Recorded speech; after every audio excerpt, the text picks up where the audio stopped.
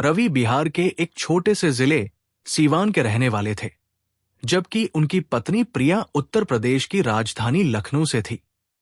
रवि अपने माता पिता के इकलौते बेटे थे।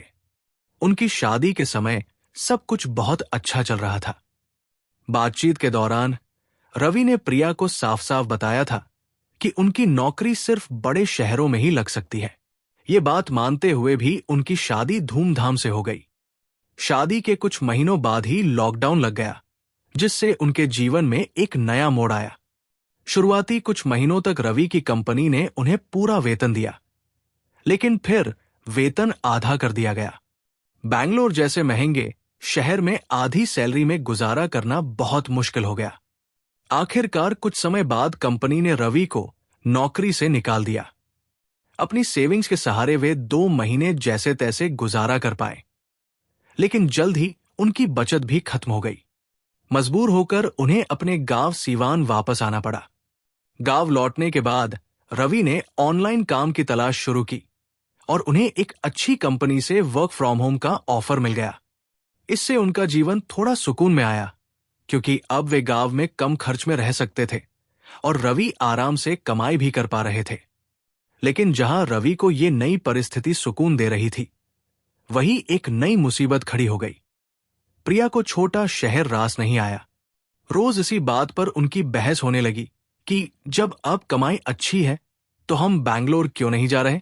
रवि ने उसे समझाने की कोशिश की कि यहां गांव में हर महीने 80,000 रुपए बच रहे हैं, जबकि बैंगलोर में रहने पर वे हर महीने कर्ज में रहते थे। लेकिन ये बात प्रिया को समझ नहीं आ रही थी। फिर उसकी छोटी बहन की शादी हुई। बहन की शादी एक बड़े घर में हुई थी, जहां नौकर थे, गाड़ी थी और एक बड़े शहर में शानदार लाइफस्टाइल थी। इसके बाद प्रिया को भी नौकर और गाड़ी की चाहत होने लगी। उसे लगने लगा कि वे छोटे शहर में रहकर बाकी लोगों से पिछड़ रहे हैं। इस बात को लेकर उनके बीच हर दिन झगड़े होने लगे। एक दिन रवि ने प्रिया को शांत बैठाकर समझाने का फैसला किया।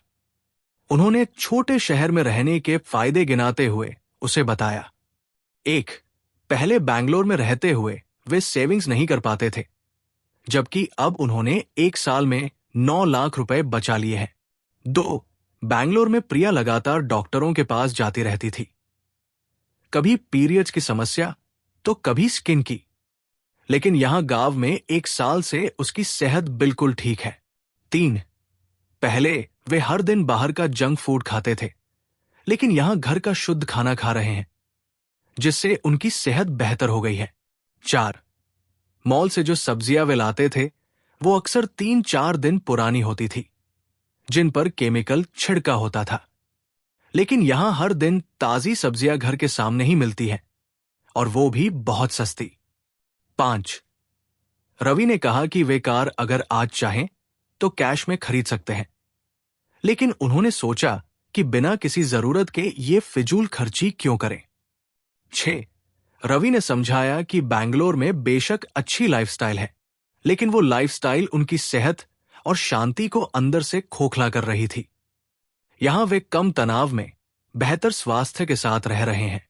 रवि ने कहा, यहां रहते हुए हमारे पास इतना पैसा है कि भविष्य में कोई भी समस्या आए तो हम उससे निपट सके। ये सब बातें सुनकर प्रिया ने भी महसूस किया कि रवि सही कह रहे हैं। अब उनकी जिंदगी शांति और समझदारी से चल रही है। उनका 3 साल का बेटा है और उन्होंने तय किया है कि उसे 10वीं तक यही गांव में पढ़ाएंगे। इसके बाद अगर जरूरत हुई तो उसे आगे की पढ़ाई के लिए बड़े शहर भेज देंगे।